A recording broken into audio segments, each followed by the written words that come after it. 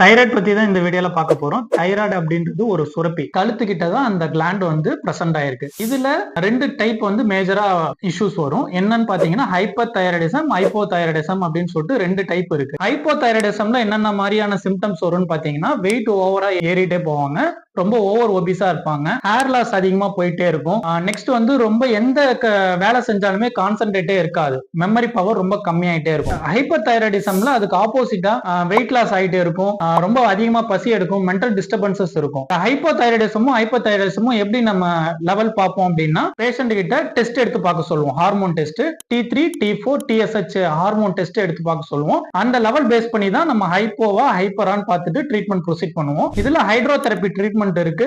சில பேஷண்ட்டுக்கு உள்ளுக்கு சாப்பிடக்கூடிய மருந்து தேவைப்படுன்ற பட்சத்துல ஹெர்பல் மெடிசனும் ஹோமியோபதி மெடிசனுமே நம்ம கொடுக்குறோம்.